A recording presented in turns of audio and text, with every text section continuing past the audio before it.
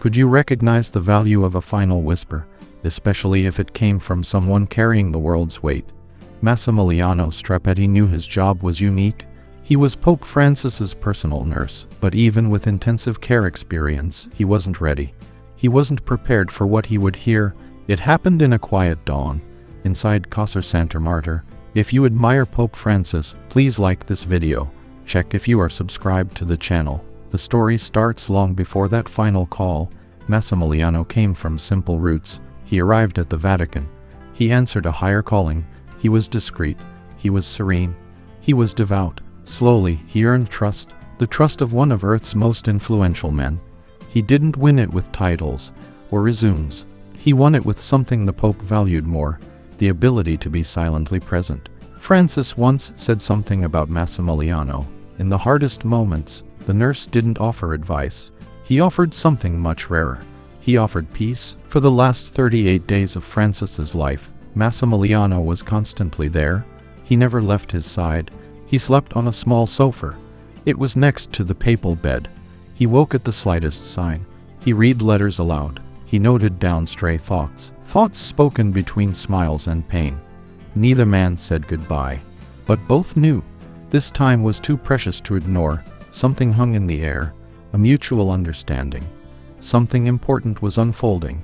It felt like the Pope's soul was slowly weaving a final gesture.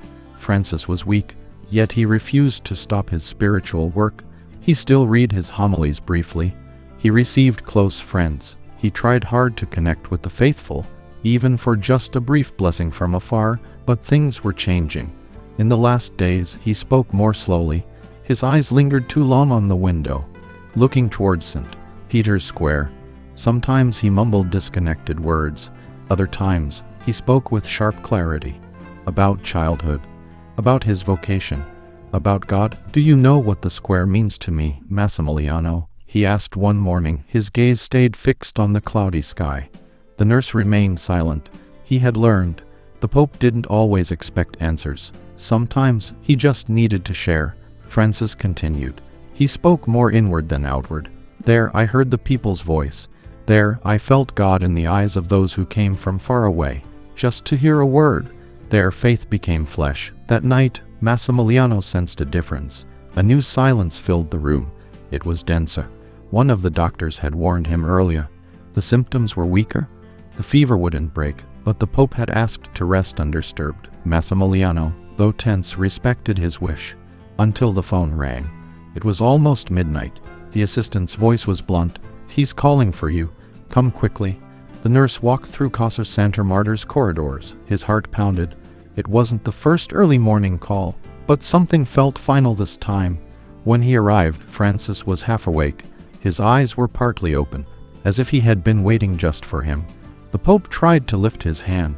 He had no strength. Massimiliano knelt. He took the Pope's fingers. They felt cold now. It was then Francis said something, too quiet for anyone else to hear, too quick to stop. Massimiliano listened. He froze for a moment. Tears filled his eyes, but he composed himself. He gently squeezed the Pope's hand. A faint, almost unseen smile appeared on Francis's face. Then silence. A silence machines wouldn't fill. Words wouldn't fill it. Prayers wouldn't fill it. It was a silence with sacred weight. Doctors entered immediately. Tension rose. Monitoring began. Protocols were followed. Whispers passed between the team. But Massimiliano already knew. What needed saying had been said. Only he had heard it. Only he would understand, in time, its true meaning. He didn't share what he heard right away, not from selfishness, but from respect. He kept it inside, like someone guarding a relic. Only much later, he decided to tell, when shock gripped Rome, when the whole world wondered, what were Pope Francis's last words? You will understand why those words changed everything. For him, for the Church, for all of us, because what the Pope said that morning wasn't just thanks. It was a secret. And this is just the beginning. Some friendships aren't born from conversations.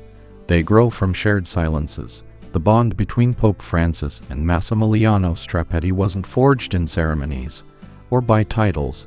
It was built with small, constant gestures. Over time, these built a trust few witnessed. From the first signs of the Pope's physical frailty, Massimiliano took on a silent mission. This was long before the world knew. His mission was simply to be there, not just as a nurse, but as someone who understood the value of supporting another human, without expecting anything back. Francis called him, "my guardian angel with worn-out shoes."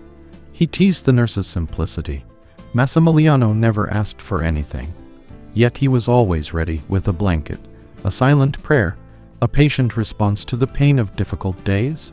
When everyone else left, Massimiliano stayed. When everyone else fell silent, he listened. During the Pope's recovery at Casa Santa Marta, after a serious hospitalization, Massimiliano watched over every sleepless night. No protocol required him to be there, but he sat by the bed. He held the Pope's hand during spasms. He would just say softly, "I am here." Gradually, the Pope began to open up differently, not with speeches, but with memories. He spoke of his childhood in Buenos Aires, of the masses in poor villages, the smell of coffee on cold mornings, the fear he felt the day he was elected Pope. True faith, Massimiliano, he reflected sometimes, is waking up without knowing if we can take the next step. And taking that step anyway. He pondered the weight of being Pope. People think being Pope means carrying the world. It doesn't. It means carrying the silence of souls. And that weighs much more. In those moments, Massimiliano listened, as always, but he held on to everything. Every word. Francis trusted him in ways few realized. He delegated small details of personal care. He accepted medical advice, but he also asked Massimiliano to accompany him in important moments. One cold morning, after a slight worsening of his condition, the Pope asked to go to the small chapel in Casa Santa Marta. He walked with difficulty. He leaned heavily on Massimiliano. There he knelt in silence. They stayed like that for long minutes. As they left, Francis simply said, "If I don't speak again, may God know I thanked you." That sentence echoed inside Massimiliano for days. He knew the Pope's time was running out, even if doctors avoided those words. Then, on a seemingly normal afternoon, Francis looked out the window again. He spoke again of St. Peter's Square. "That square awaits me, Massimiliano," he said. His gaze was distant, but full of emotion. "I saw it empty during the pandemic. I miss the people, the sound of footsteps, the gazes, the life that beats there." The nurse responded thoughtfully, "Do you want me to ask if they can take you there?" Francis didn't answer immediately. He remained silent. Then he said, "I don't know if I can, but I would like that very much." This exchange changed something in Massimiliano. He understood. This wasn't just a physical desire. It was spiritual. Francis wanted to say goodbye, but in his own way, without crowds, without spotlights, just his gaze fixed on the square that defined his papacy. Over the next few days, Massimiliano quietly began to arrange this last wish. He spoke with doctors, with security officials, with the few people in the Pope's personal routine. Many hesitated. Others said it was too risky, but Massimiliano insisted firmly. "It's not a question of risk. It's a question of the soul." Francis didn't mention it again. He didn't press. But every day, as evening fell, he looked out the window. Massimiliano knew. There was a silent waiting. Finally, one morning, the sky was clear, a gentle wind blew, permission arrived. It would be brief, discreet, just enough for Francis to see the square again. Even for a moment, Massimiliano brought the news to the Pope. "We are going to the square tomorrow, Your Holiness." Francis simply closed his eyes. He took a deep breath. He didn't need to say anything, but Massimiliano saw something in his eyes then. Something he would never forget. It wasn't relief, it was peace. This seemingly simple decision carried immense emotional weight. It might be Pope Francis's last public gesture. More than that, it would be a reunion between the man and the place where his mission resonated most. Massimiliano spent the night almost sleepless. He prepared every detail. The chair, the rosary, the favorite blanket, the safest shroud. He knew this moment needed reverence. It shouldn't be rushed. The Pope woke earlier that day. He asked to be shaved. He wanted to be clean, he said. Clean to see the square again. As Massimiliano helped him, he felt a different energy, as if this routine act held a sacred preparation. Shortly after, Francis was carefully led to an interior balcony of Casa Santa Marta.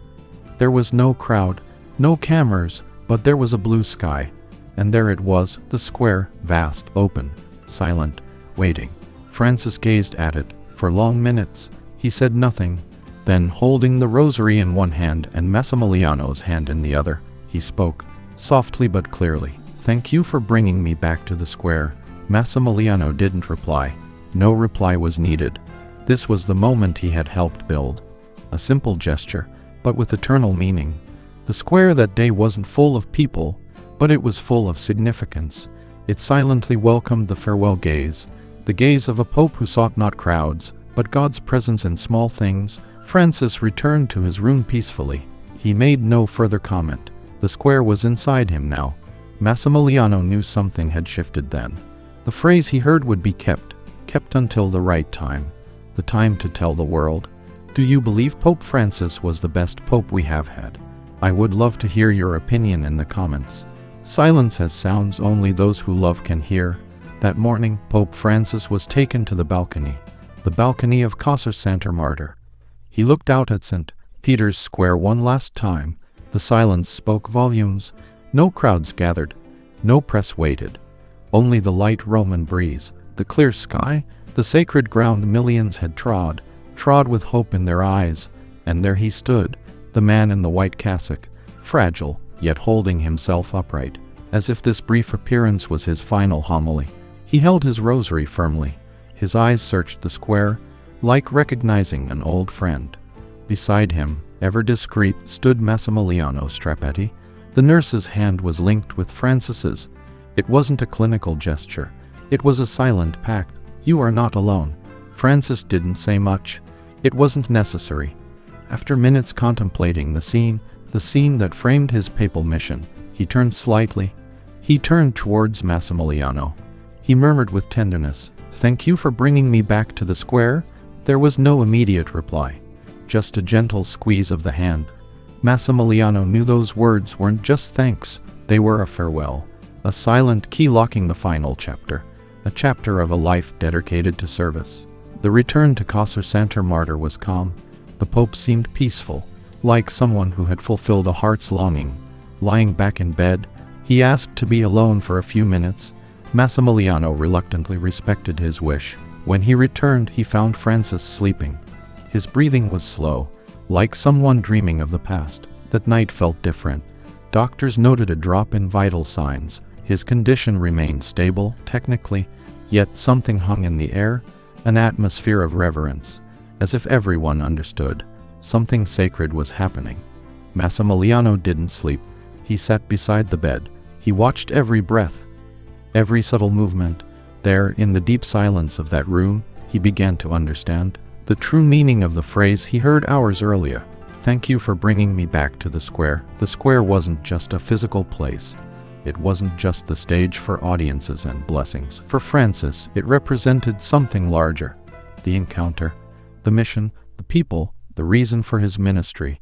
It was there he had connected with the world, with God, with the least among us. Returning to the square meant returning to himself, and Massimiliano had made that possible with his silent presence, his quiet loyalty, his unassuming dedication. He allowed the Pope one last moment of truth, facing the space that gave meaning to his public life. The next morning, around 3:40 a.m., the vital signs began to drop further. The medical team was called urgently. Massimiliano was already by the bedside. As the team began indicating the end was near, there was no despair, no rush, only time slowing down. Pope Francis slipped into a coma. His last meaningful sentence had been spoken to his nurse, and it was enough. No final speeches, no dramatic words, just that whispered thanks. "Thank you for bringing me back to the square." The Vatican was informed. News began to spread, slowly, discreetly. It wasn't official yet, but inside that room, the story was sealed. Massimiliano didn't leave. He remained seated, his gaze fixed on Francis. He watched the sunrise color the pale walls. He saw the golden light touch the serene face. The face of the man who had carried the name Pope, but now rested as Jorge Mario Bergoglio. It was in that moment something happened.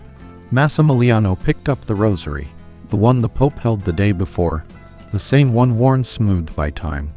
Its beads passed countless times through his fingers since his youth in Buenos Aires. Massimiliano held it, and he wept, not from despair, but with gratitude, grateful to have been part of it, to have been chosen to hear a final, non-verbal confession, to carry a secret in his hands, to be where few have been, beside a pope not just as a patient, but as a man. Hours later, the official announcement came. The world mourned. Images began circulating, pictures of the square, now filled, silent, respectful, faithful kneeling, praying, many holding rosaries, others just stood in silence, just as Francis liked it. But only Massimiliano knew what those last meaningful words truly meant. Only he had heard the phrase sealing the end of a mission, sealing it with the same humility it began with. And he didn't forget them, not for a second. In the following days, the nurse remained silent. He refused interviews, tributes, speeches. He knew this moment wasn't about him. It was about something bigger, something living between the lines, something surviving in small gestures. Then, when all seemed said, when the world prepared to move on, Massimiliano wrote a single sentence. In a simple notebook, he wrote, "He told me, thank you for bringing me back to the square," and there I understood. The square wasn't just a place. It was the people. It was faith. It was the mission fulfilled. The words were delivered discreetly to the Vatican, not to be published as a scoop, but as part of the emotional testament, the testament of a pontiff who lived and died with an open soul, who, until the very end, taught the value of gratitude. A pope thanking his nurse with his last remaining strength, a powerful man recognizing the greatness of a small gesture. That day in the square there was no applause, there were tears, there were prayers, and there was understanding. Because there, in that silent farewell, everyone understood. A pope's true greatness lies, above all, in the humility with which he recognizes the importance of others. Some secrets are kept not because they are forbidden. They are kept because they are sacred.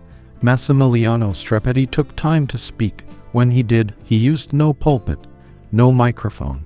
He shared the story simply, as it was born. After the days of silence, mourning, and official tributes, Pope Francis's personal nurse reappeared. Not for interviews, but to write. He wrote in a simple notebook. It had a dark cover. He noted everything down, every detail of his time beside the pontiff. Not as a biography, but as a letter of thanks, a silent tribute to the last mission entrusted to him, to be present until the end. At the heart of his text, one sentence stood out, written in the trembling hand of someone writing from the soul. "Thank you for bringing me back to the square." It wasn't just any thank you. It was a code between two men, a profound acknowledgement that behind all power and responsibility lies humanity. And that sincere gratitude, even whispered, can make a gesture immortal. Massimiliano explained the phrase's meaning to the Vatican. He said it wasn't just about walking to the balcony. It wasn't about seeing the square again with physical eyes. It was about feeling seen, feeling remembered, even in his last days as a man, as a brother, as part of something. It was about being cared for, being led back to the center of his calling with dignity. Francis didn't need crowds for his farewell. He needed someone beside him. Massimiliano was there, not just as a nurse, but as a living extension of what the Pope preached most, care for others. The revelation of this phrase touched the world unexpectedly. Newspapers reported it, churches discussed it, but its power wasn't in headlines. It was in the silent response it awoke inside each person. Have I thanked the people who accompany me in silence?